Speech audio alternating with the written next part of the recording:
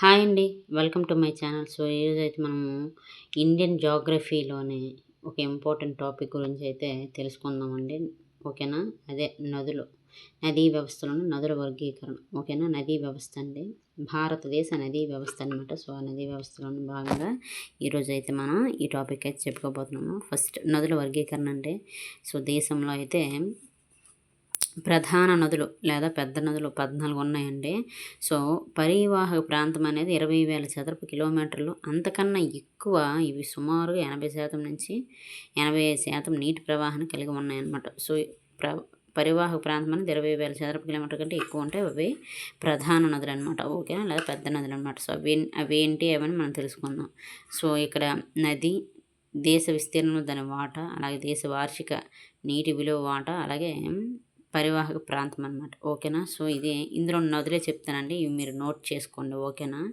So, నదులు చెప్తాను. మీరు ఈ 3 నోట్ చేసుకోండి. ఫస్ట్‌ది గంగా అండి, 2 సింధు, 3 గోదావరి, 4 కృష్ణ, 5 బ్రహ్మపుత్ర, 6 మహానది, 7 నర్మద, 8 కావేరి, 9 తపతి, 10 పెన్నా, 11 బ్రాహ్మణి, 12 మహి, 13 సబర్మతి, 14 సుబర్ణరేఖ. ఓకేనా? సో, ఈ 14 అనేవి ప్రధాన నదులు మరియు పెద్ద నదులు అనమాట. ఓకేనా? నెక్స్ట్ 2 మధ్య తరహా నదులు అనమాట. ఓకేనా? నదీ పరివాహక ప్రాంతం అనేది 2,000 నుండి 20,000 చదరపు కిలోమీటర్లు. దేశంలో 44 నదులు ఉన్నాయన్నమాట. ఈ మధ్య తరహా నదులు అనమాట. ఓకేనా? వెరీ ఇంపార్టెంట్, గుర్తుపెట్టుకోండి. ఉదాహరణ కలింది, పెరియారు, మేఘన్ ఉన్నాయన్నమాట. అలాగే చిన్న తరహా నదులు అనమాట. చిన్న తరహా నదులు నదీ పరివాహక ప్రాంతం అనేది 2,000 చదరపు కిలోమీటర్ తక్కువ ఉంటే వాటిని చిన్న తరహా నదులు అంటారు. సో, మధ్య తరహా నదులు అయితే 2,000 నుంచి 20,000 చదరపు కిలోమీటర్ల మధ్యన ఉంటాయి. వాటిని మధ్య తరహా నదులు అంటారు. చిన్నవి అయితే మాత్రం 2,000 చదరపు కిలోమీటర్ కంటే తక్కువ అనమాట. పెద్దవి అయితే మాత్రం 20,000 చదరపు కిలోమీటర్ కంటే ఎక్కువ ఉంటాయి అన్నమాట. సో, వాటిని పెద్ద నదులు అంటారు. అలాంటి నదులు మన దేశంలో ఏమో 14 ఉన్నాయి. ఆ 14 నదులు ఇవి అనమాట. వాటి పూర్తి సమాచారము ఖచ్చితంగా అయితే నోట్బుక్ తీసి రాసుకోండి. ఓకేనా? నెక్స్ట్ అలాగే అరేబియా సముద్రంలో కలిసే నదులు. ఓకేనా? సో, వాటి గురించి ఒక 5 తెలుసుకుందాం. 5 ప్రధాన నదులు కలవు. ఉదాహరణ సింధు, సబర్మతి, మహేష్, నర్మది, తపతి అనమాట. సో, సింధు నది తప్ప మిగిలినవన్నీ డెల్టాలను అయితే ఏర్పరచమండి. సింధు నది తప్ప మిగిలినవన్నీ డెల్టాలను ఏర్పరచవు. అలాగే అంతస్థలీయ ప్రవాహ వ్యవస్థలు కలవన్నమాట వీటికి. అలాగే చిన్న చిన్న నదీ వ్యవస్థలు కలవు. అలాగే 23% భారతదేశ పరివాహక ప్రాంతాన్ని కలిగి ఉందన్నమాట.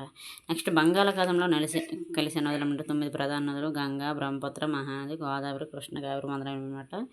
సో, పెద్ద పెద్ద డెల్టాలను ఏర్పడతాయి అనమాట. సో, అంతస్థలీయ ప్రవాహ వ్యవస్థ అనేది లేవన్నమాట. సో, ప్రధాన నదులు మధ్య తరహా నదులు కలవన్నమాట వీటిలో. ఓకేనా? 77% భారతదేశ పరివాహక ప్రాంతాన్ని కలిగి ఉందన్నమాట బంగాళాఖాతం. ఓకేనా? సో, ఇది బంగాళాఖాతంలో కలిసే నదులు, అలాగే అరేబియా సముద్రంలో కలిసే నదుల యొక్క ఇన్ఫర్మేషన్. నెక్స్ట్ నదుల జన్మస్థానం ఆధారంగా అయితే నదుల జన్మస్థానం ఆధారంగా ఏంటి? హిమాలయన్ నదీ వ్యవస్థ, హిమాలయన్ రివర్ సిస్టమ్, అలాగే ద్వీపకల్ప నదీ వ్యవస్థ, పెనిన్సులర్ సిస్టమ్, రివర్ సిస్టమ్, అలాగే అంతర్భూభాగ నదీ వ్యవస్థ, ఇన్లాండ్ రివర్ సిస్టమ్. ఓకేనా? ఈ 3 వీటి గురించి తెలుసుకుందాం. ఫస్ట్ హిమాలయ నదులు, ద్వీపకల్ప నదులు ఇలా పెట్టుకోండి. సో, వీటి గురించి తెలుసుకుందాం. హిమాలయ నదులు పూర్వవర్తి నదులు అనమాట. హిమాలయ నదులు అనేవి. అలాగే ద్వీపకల్ప నదులు అనువర్తి నదులు అనమాట. అలాగే జీవ నదులు. ఓకేనా? అలాగే ఇవైతే ద్వీపకల్ప నదులు అనేవి ఋతు సంబంధ నదులు అనమాట. సో, అలాగే హిమాలయ నదులు అనేవి పెద్ద గాజులను ఏర్పరిచి అకస్మాత్తుగా తమ దిశను మార్చి ఆకారపు లోయలను అయితే ఏర్పరిచేస్తాయి. Very important. ఇందులో 3 పాయింట్ ఏంటి? ఇవి తిన్నగా ప్రవహిస్తాయి అన్నమాట ద్వీపకల్ప నదులు అనేవి. నెక్స్ట్ 4 పాయింట్ జల రవాణాకు ఉపయోగపడతాయి అన్నమాట హిమాలయ నదులు. ఇవి అంతగా ఉపయోగపడవన్నమాట ద్వీపకల్ప నదులు. అలాగే హిమాలయ నదిలో నదీ వక్రతలు ఏర్పడినమాట. సో, దీనికి నదీ వక్రతలను ఏర్పడవన్నమాట ద్వీపకల్ప నదులకి. అలాగే ఉత్తర భారత మైదానాల్లో ప్రవహిస్తాయి అన్నమాట ఈ హిమాలయ నదులు. ఇవైతే చంబల్, బెట్వా, సోను, దామోదరు తప్ప మిగిలిన ద్వీపకల్ప రూపంలో ప్రవహిస్తాయి అన్నమాట. ఏవి ద్వీపకల్ప నదులు. నెక్స్ట్ ఇవి మంచు వర్షాధారితం అనమాట. సో, ఇవైతే కేవలం వర్షాధారితం ద్వీపకల్ప నదులు. ద్వీపకల్ప నదులు అనేవి కేవలం వర్షాధారితం. అలాగే నెక్స్ట్ అవక్షేప శిలల గుండా ప్రవహిస్తాయి కనుక ఎక్కువగా ఇంకిపోతాయి అన్నమాట ఈ హిమాలయ నదులు అనేవి. అయితే ఇవైతే కఠినమైన అగ్నిశిలల మీద ప్రవహిస్తాయి కనుక తక్కువగా ఇంకిపోతాయి అన్నమాట. నెక్స్ట్ హిమాలయ నదులు ఎక్కువ పొడవు ఉండి అధిక నీటి పరిమాణాన్ని కలిగి ఉంటాయి. ఉదాహరణ గంగా, సింధు, బ్రహ్మపుత్ర. ఇవైతే తక్కువ పొడవు, తక్కువ నీటి పరిమాణం అయితే కలిగి ఉంటాయండి. నెక్స్ట్ గోదావరి, కృష్ణ, పెన్న, కావేరి, మహానది, నర్మదా, తపతి అనమాట. ఓకేనా. సో ఇవి హిమాలయ నదులకి, ద్వీపకల్ప నదులకి ఉన్న తేడా అనమాట. వెరీ వెరీ ఇంపార్టెంట్, గుర్తుపెట్టుకోండి. హిమాలయ నదులకి, ద్వీపకల్ప నదులకి తేడాలు అనమాట. ఇవి పాయింట్లు వేసి. ఓకేనా. నెక్స్ట్ అంతర్భూభాగ నదీ వ్యవస్థ గురించి తెలుసుకుందాం. అంతర్భూభాగ నదీ వ్యవస్థ, ఇన్లాండ్ రివర్ సిస్టమ్. ఓకేనా. వర్షాభావం కలిగిన ప్రాంతాలలో జన్మించి కొంత దూరం ప్రవహించిన తరువాత మార్గమధ్యంలోనే ఉప్పునీటి సరస్సులలో కానీ లేదా ఇసుక రేణువులలో కానీ అంతమైతే వాటిని అంతర్భూభాగ నదులు అంటారు. ఇండియాలో అతిపెద్ద అంతర్భూభాగ నదీ వ్యవస్థ ఉన్న రాష్ట్రం ఏదంటే రాజస్థాన్ అండి. వెరీ ఇంపార్టెంట్, గుర్తుపెట్టుకోండి. సో ఎగ్జాంపుల్ లోని, బాని, గగ్గర్ అనమాట. సో మన దేశంలో లడాఖ్లో కూడా ఎక్కువ ఇవి ఉన్నాయన్నమాట. ఏంటంటే అంతర్భూభాగ నదులు అనమాట. ఓకేనా. నెక్స్ట్ సో ప్రపంచంలో అతిపెద్ద అంతర్భూభాగ నది ఏంటంటే వాల్గా నది అండి. సో ఇది రష్యాలోని వాల్డా ఈ కొండల్లో పుట్టి కాస్పియన్ సముద్రంలో అయితే కలుస్తుంది అనమాట. వెరీ ఇంపార్టెంట్, గుర్తుపెట్టుకోండి. నెక్స్ట్ ఎడారి జీవనదులండి. ఎడారి జీవనదులు నీటి అందుబాటు ఎక్కువగా ఉన్న ప్రాంతాలలో, అనగా అధిక వర్షపాతం గల ప్రాంతాలలో జన్మించి ఎడారి ప్రాంతాల గుండా ప్రవహిస్తూ నీటిపారుదల సదుపాయాలను కల్పించే నదులను ఎడారి జీవనదులు లేదా పరస్తనీయ నదులు అంటారు. అంటే ఎగ్జోటిక్ రివర్స్ అనమాట.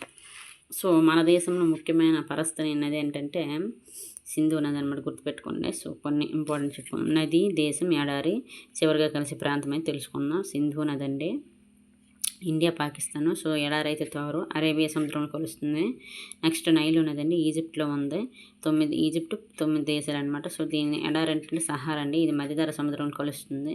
నెక్స్ట్ కొలరాడో నది అనమాట, ఇది అమెరికా, మెక్సికోలో ఉంటుందన్నమాట. ఇది సోనోరాన్ ఎడారి అనమాట, గల్ఫ్ ఆఫ్ కాలిఫోర్నియాలో కలుస్తుంది. అలాగే ఆరెంజ్ నది అనమాట, లెస్తో, దక్షిణాఫ్రికా, నమీబియాలో ఉందన్నమాట. సో కలహరా ఎడారి అనమాట, అట్లాంటిక్లో కలుస్తుంది అనమాట. టైగ్రిస్, యూఫ్రటీస్ నదులు అనమాట. సో దీనికి దేశం టర్కీ, సిరియా, ఇరాక్ అనమాట. సో ఇదే అరేబియా ఎడారి. ఓకేనా. సో పర్షియన్ గల్ఫ్లో కలుస్తుంది అనమాట. ఓకేనా. సో ఇవండి ఈరోజు ముఖ్యమైన topic, very very important topic, Indian జాగ్రఫీలో ఉన్న టాపిక్ అనమాట. సో ఖచ్చితంగా అయితే చదవండి.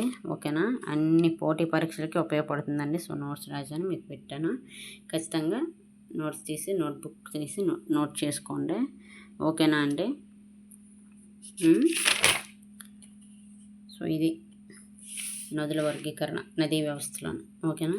సో నెక్స్ట్ వీడియోలో ఇంకొక ముఖ్యమైన టాపిక్ గురించి అయితే చెప్పుకుందాం, తెలుసుకుందాం. ఓకేనా. ఎవరైతే ఆస్పిరెంట్స్ ఉన్నారో వాళ్ళందరికీ ఆల్ ది బెస్ట్. బాగా చదవండి కష్టపడి. Thank you so much. Video కనుక నచ్చితే ఖచ్చితంగా ప్లీజ్ లైక్ చేయండి, షేర్ చేయండి, సబ్స్క్రైబ్ చేయండి.